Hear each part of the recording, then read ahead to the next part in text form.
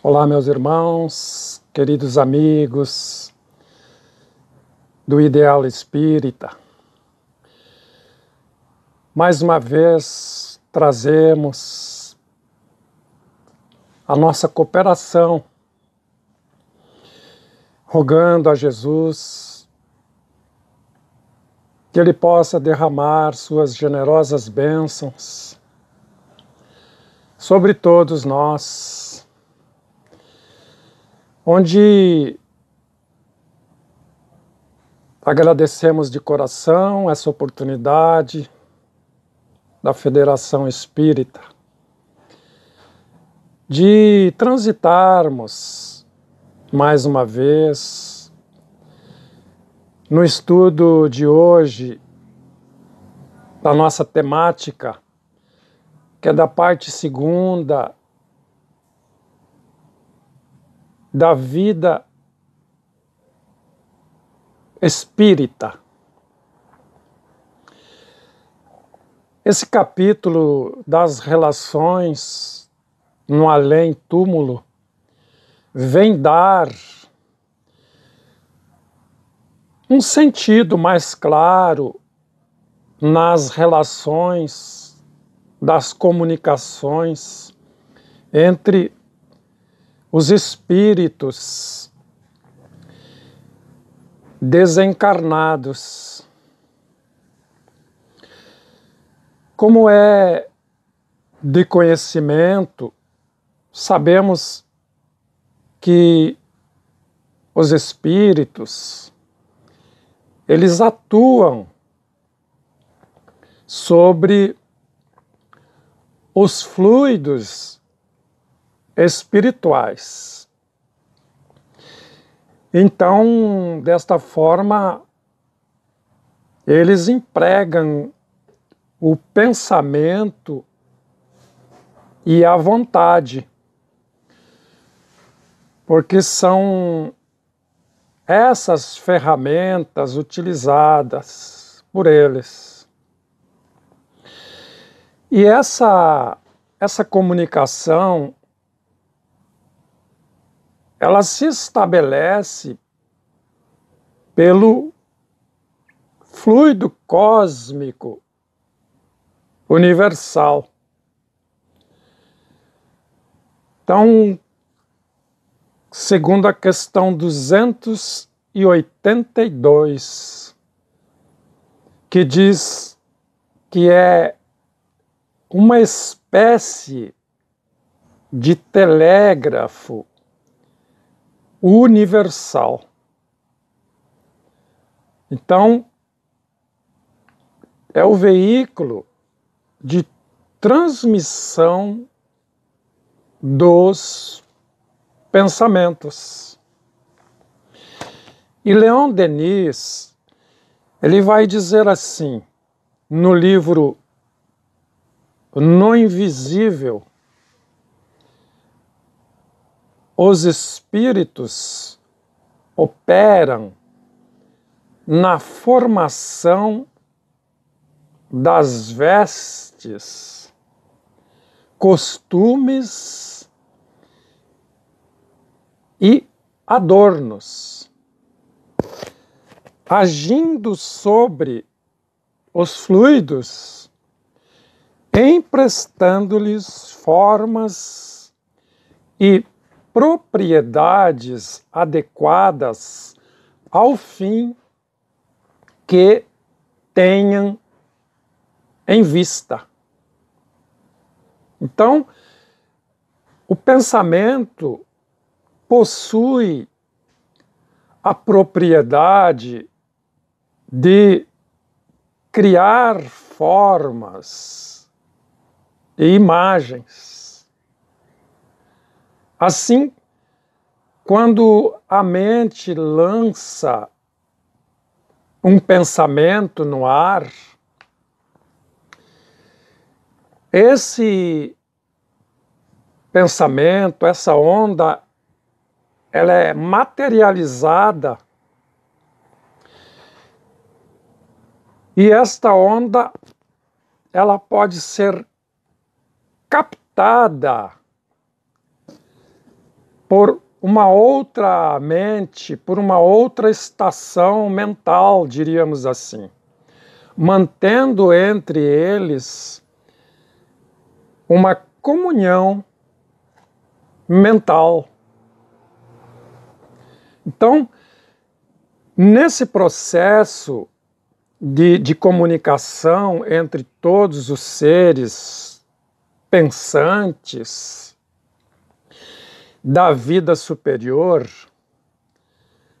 acontece através do fluido cósmico universal. É o que Allan Kardec vai dizer no livro A Gênese, é a atmosfera dos seres espirituais. É o elemento onde eles manipulam, operam os fenômenos especiais através do pensamento e da vontade. Então, com o fluido cósmico, os espíritos, eles constroem as cidades, seus meios de transporte, objetos, instrumentos, o próprio vestiário ou vestuário, no caso a vestimenta. E segundo o espírito André Luiz, na obra Nosso Lar, ele identifica as colônias espirituais, as comunidades no além, onde há núcleos organizados em plena atividade. Esses espíritos, eles não são plenamente depurados, não são espíritos vitoriosos, mas como uma grande colmeia, eles estão identificados com o trabalho do bem.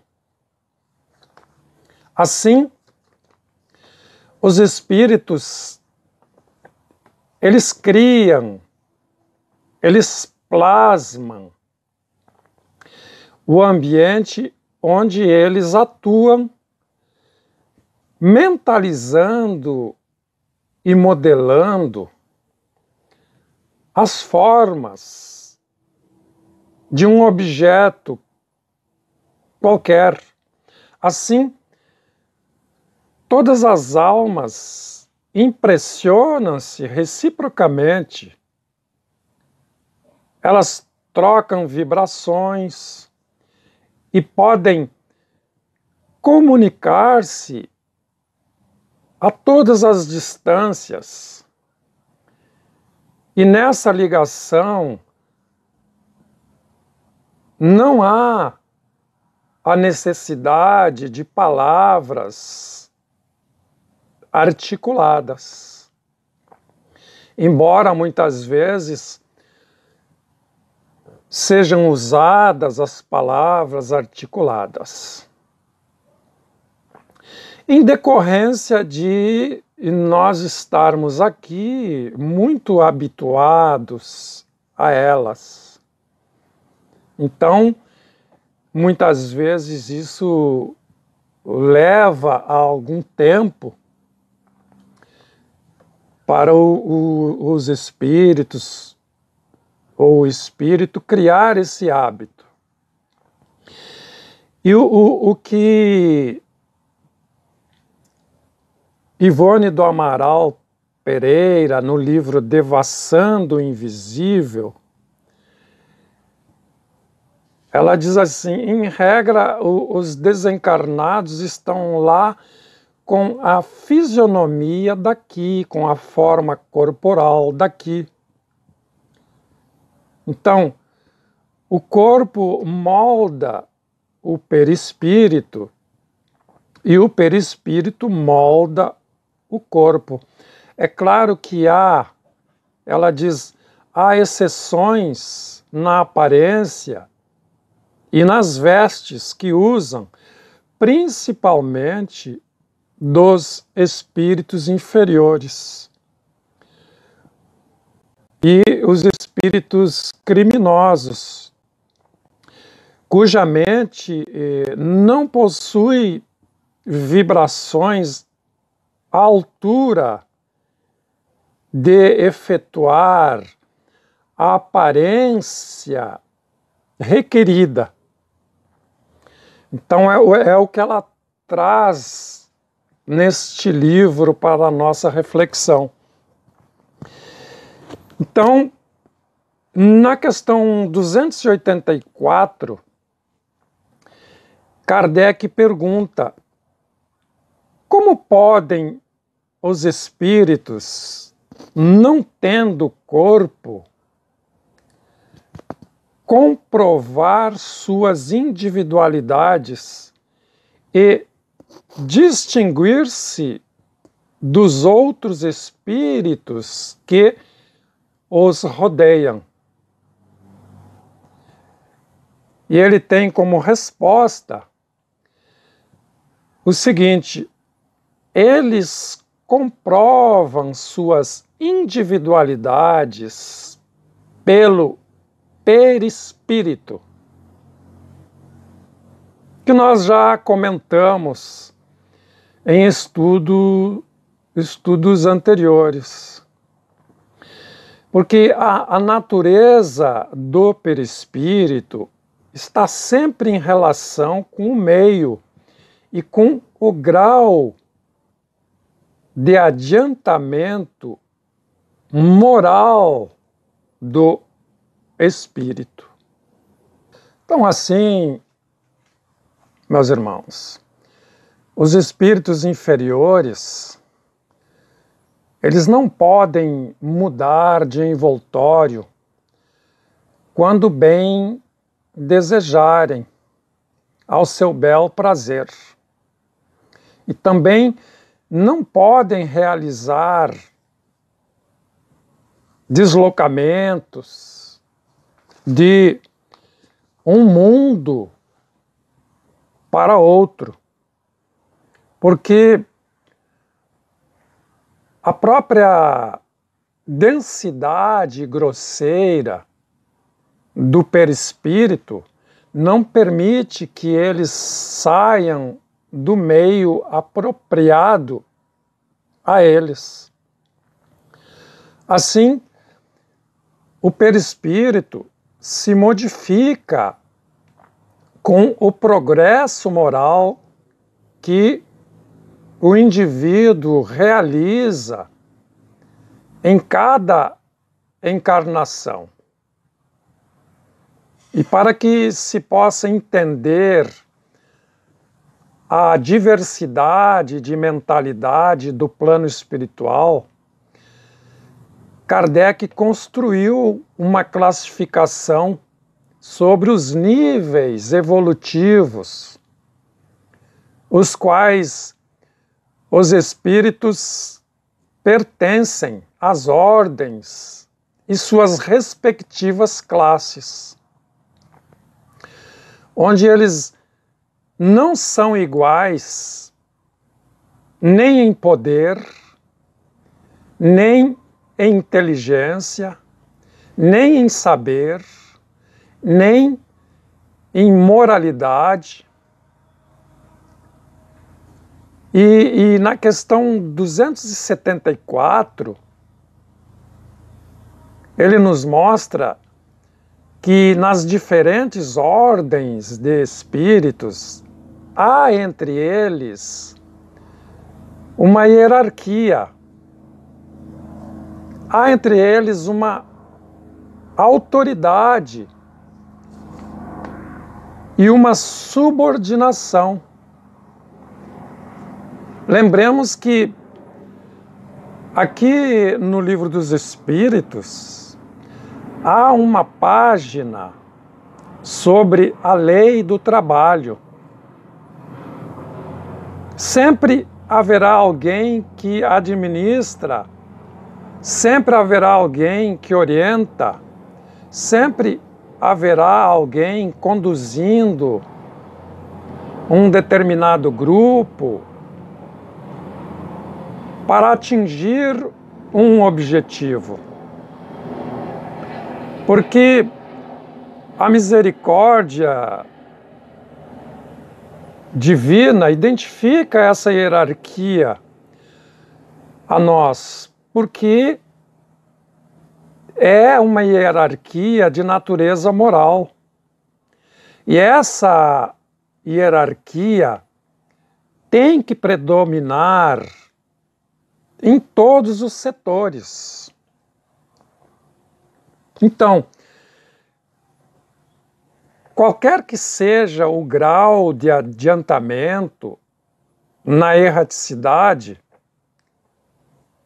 o espírito estará sempre colocado entre um superior, que é o seu guia, e um inferior. Então, essa autoridade, ela corresponde ao grau de superioridade moral que hajam alcançado. Então, na questão 275, é perguntado se o poder e a consideração de que um homem gozou na terra lhe dão supremacia no mundo dos espíritos? Então, a resposta é não. Ou seja, a personalidade terrena se esvai, os títulos terrenos acabam. E o que vai prevalecer é a elevação moral. A que tem valor, como diz na resposta, é a superioridade real, essa elevação moral. Essa resposta, ela tem relação com a parábola da festa de núpcias contada por Jesus. Quando o dono da casa pergunta: amigo, como entraste aqui, não tendo veste nupcial?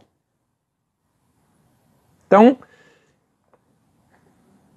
ele estava falando sobre o perispírito do visitante, que não lhe servia como credencial para aquele tipo de banquete.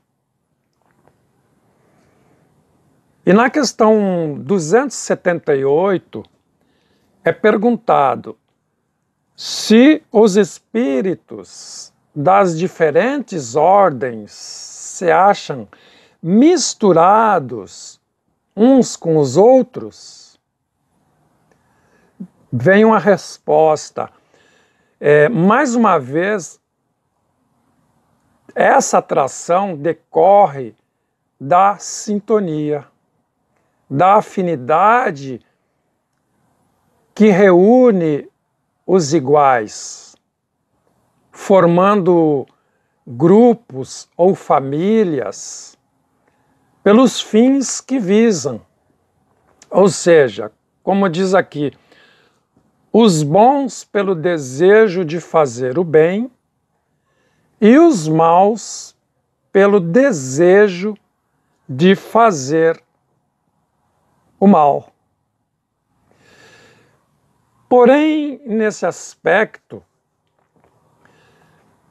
a misericórdia divina permite que os espíritos de diferentes ordens se misturem uns com os outros, desde que seja isto necessário.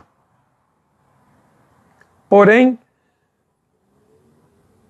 o inferior, ele não pode subir para os planos mais elevados, por estar interditada a passagem a eles. Em outra pergunta, na sequência, de que natureza são as relações entre os bons e os maus espíritos? Temos a resposta. A missão dos bons é ajudar e ensinar os maus a prática das virtudes, desde a palavra à vivência. Então, na questão 283, Kardec retrata que tudo que vem da mente do espírito não pode ser dissimulado. Tudo é claro. Se ele é um ser inferiorizado, os seus desejos, suas emoções são expressadas.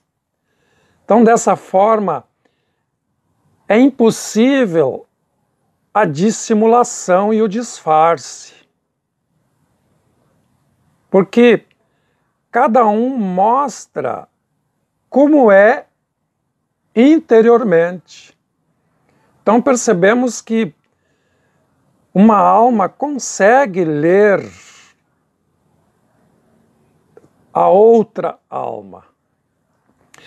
Porém, no que diz respeito à visibilidade, aqui diz: certos espíritos podem muito bem tornar-se invisíveis a outros espíritos. Isso, diz aqui, se julgarem útil fazê-lo. E, encerrando esse grupo de perguntas e respostas, temos a questão 287 e 288. Vamos juntar essas duas questões. A primeira, então, a 287, pergunta-se como é acolhida a alma no seu regresso ao mundo espiritual. E que sentimento desperta nos espíritos maus a chegada de outro espírito mau. Então, a chegada das almas no mundo espiritual sempre será de acordo com a evolução conquistada daquele espírito. Ou seja, a do justo como um irmão bem amado, e a do mal, onde ele estará entre os maus. Aqui cita: esses ficam satisfeitos quando reconhecem os seus iguais. Então, como sempre nós comentamos, né, o padrão vibratório daquela entidade vai fazer com que ele fique vinculado, identificado com os seus semelhantes, com seus iguais. Então aqui, meus amigos, nós finalizamos a nossa participação, onde vimos hoje uma pequena descrição da vida futura, que deve ser o ponto de partida, o ponto de mira de todos nós, de todos os homens, onde Allan Kardec nos leva a compreender que esta vida futura é o eixo dos ensinos de Jesus, onde o Mestre sempre se referiu apresentando-a como meta a que a humanidade terá de preocupar-se desse grande princípio. E hoje o Espiritismo, ele veio completar nesse ponto, como em vários outros, o ensino do Cristo, de uma forma profundamente racional, propondo reflexões contínuas, estudo sério e sistematizado em toda a sua profundidade, para preparar o espírito sempre pela transformação interior, para melhor, para que todos nós, assim, iluminados, podemos nos tornarmos exemplos de verdadeiros cidadãos e cidadãs de bem. Porque, amigos, a vida terrestre, em essência, não é mais que um exercício, uma preparação para a vida eterna. E as reencarnações são os necessários degraus da subida que todas as almas, que todos nós precisaremos percorrer ainda, como a necessária ascensão, como uma escada que nos leva ao reino da luz. Então aqui eu finalizo a nossa participação, deixando um abraço a todos, dessa feliz oportunidade de termos este momento de reflexão para todos nós. Que as bênçãos do nosso Mestre Maior Jesus continuem com todos e até a próxima oportunidade, se Deus permitir. Até breve, meus irmãos.